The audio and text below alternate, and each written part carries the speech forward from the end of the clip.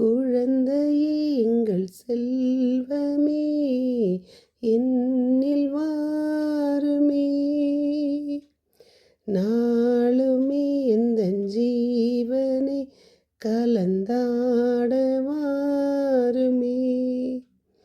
குழந்தையே எங்கள் செல்வமே, என்னில் வாருமே. நாளுமே எந்தன் ஜீவனை கலந்தாட வாருமே. இதயம் உனக்கு தானே, எங்கள் இதயம் உமக்கு தானே.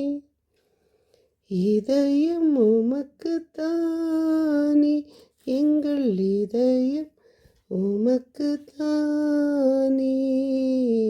செல்வமே குழந்தையே எங்கள் செல்வமே, என்னில் வாருமே. என் இனிய உறவுகளே, நாம் இன்று 28/11/24 இருக்கின்றோம். இன்று வியாழக்கிழமை.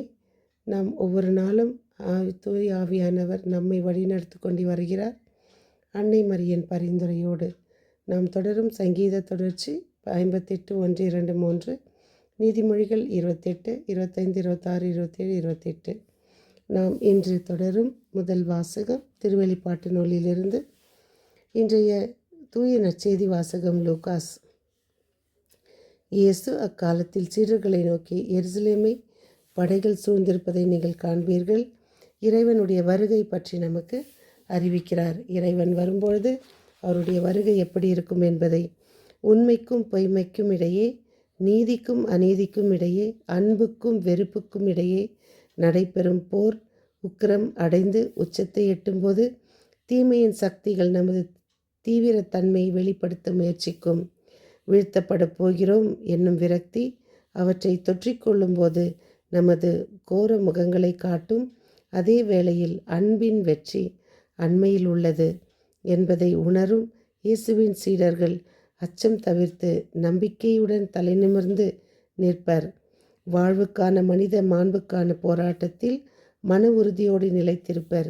இழந்த உரிமைகளை வென்றெடுக்கும் தருணத்திற்கான ஆவலுடன் காத்திருப்பர். நீதியை நிலைநாட்டும் கடவுளின் பேராற்றல் வெளிப்படும் நாளில் வெற்றி வீரர்களாய் அணிவகுப்பர். வாழ்வின் சாட்சிகளாய் ஒளி வீசுவர். நாட்டுக்கு நாடு எதிர்ப்பும் கொந்தளிப்பும், மண்ணுலகில் மக்களினங்கள் கடலின் கொந்தளிப்பும் முழக்கங்களும் எல்லாம் ஆண்டவர் அறிவித்த ஒவ்வொன்றும் நடைபெற்று கொண்டு வருகிறது. சூரியன் இருண்டு போகும், நிலா இருண்டு போகும், சூரியன் இரத்த நிறமாகும். இப்படி ஒவ்வொன்றும் ஆண்டவர் வான்வெளி கோள்கள் அதிரும். இன்றைக்கு கண்டுபிடித்திருக்கிறார்கள் சூரியனுக்கு சக்தி இழந்து இன்னும் கொஞ்ச நாட்களில் சூரியன் கீழே விழப்போகிறது என்று. ஒவ்வொரு ஆராய்ச்சியாளர்களும் நிலவு போல் இன்னும் நிறைய நிலவுகள் இருக்கு என்பது, இன்னும் அதிக வான்கோள்கள் இருக்கின்றன என்று. இதற்கெல்லாம் காரணம் மனிதன் வாழ ஆசைப்படுபவன். அதனால்தான் இறுதி வரை சாவை எதிர்த்து போராடி கொண்டே இருக்கின்றான். நாளைக்கு இறக்கப் போகிறோம் என்று தெரிந்தும் இன்றைக்கு பணத்தின் மேல், பொருளின் மேல் எத்தனையோ பேராசைகள், சிற்றாசைகள், இன்பங்கள், இதிலே தான் மனிதன் மூழ்கி கொண்டிருக்கின்றான். இறப்பை வரவேற்க தெரிந்தவனுக்கு வாழ்வை பற்றி புரிதல் மாறுபட்டதாக இருக்கும். நிலை வாழ்வு, நிறை வாழ்வு. இயேசு அதிகம் பயன்படுத்திய வார்த்தைகளில் இவைகளும் ஒன்று.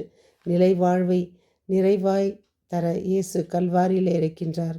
இயேசு நினைத்திருந்தால் இறக்காமலே மீட்பை பெற்று தந்திருக்கலாம். பிறப்பிலே மனிதர்களோடு தன்னை ஐக்கியப்படுத்தி கொண்ட இயேசு இறப்பிலும் நம்மோடு ஐக்கியப்படுத்தி கொள்கிறார். பிலிப்பியர் 2:7-8 தெளிவாக கூறுகின்றது. மனித உருவில் தோன்றி சாவை ஏற்கும் அளவுக்கு, அதுவும் சிலுவை சாவை ஏற்கும் அளவுக்கு கீழ்ப்படிந்து தம்மையே தாழ்த்தி கொண்டார். சுயநலத்திலும் பாவப்பிடியிலும் இறக்கும் மனிதர்கள் மத்தியில் இயேசு நமக்காக, நம் மீட்புக்காக உயிரை தியாகம் செய்கின்றார். விண்ணக தந்தைக்கு எதிராக செய்யப்பட்ட பாவத்திற்காக, தம் கீழ்ப்படியாமைக்காக தம் உயிரை பலியாக ஒப்புக்கொடுக்கின்றார்.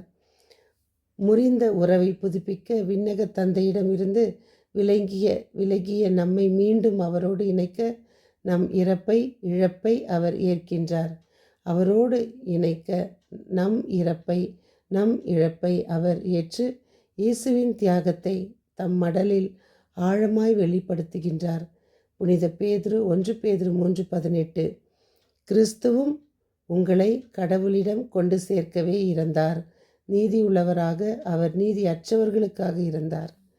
இதோ நாம் ஒவ்வொரு நாளும் இந்த உலகின் வாழும் ஒவ்வொரு மக்களின் மனநிலைகளை எப்படி கலர் வெவ்வேறாக இருக்கின்றதோ, பூக்கள் வெவ்வேறாக இருக்கின்றதோ, காய்கறிகள் வெவ்வேறாக இருக்கின்ற மனிதரின் உள்ளங்களும் வெவ்வேறாக ஒவ்வொரு சுவையாக இருக்கின்றது. சிலர் நல்ல நல்ல முகத்தோடு பேசக்கூடியவர்கள், சிலர் உள்ளத்தில் ஒன்று மேல் ஒன்று, சிலர் எடுத்தவுடனே கசப்பான வார்த்தைகளால் மனிதர்களை அசிங்கப்படுத்துவது. ஒரு பேச்சாளர் இருந்தார். அந்த பேச்சாளர் ஒரு ஒரு சிறிய கிராமத்தில் ஒரு விழா நடக்கும்போது அந்த பேச்சாளரை அழைக்கலாம் என்று அந்த ஊர் முடிவு செய்கிறது. அப்பொழுது அந்த ஊர் பெரியவர் அதை ஒப்புக்கொண்டு அவரை வரவேற்க அழைக்கிறார்கள். அவர் வந்தவுடன் இந்த ஊர் பெரியவருக்கு தன்னை பற்றிய பெருமை, என்னிடம் இது அது இருக்கிறது எல்லாம் என்று முதல் சேர் அவருக்குத்தான் போட வேண்டும் என்று.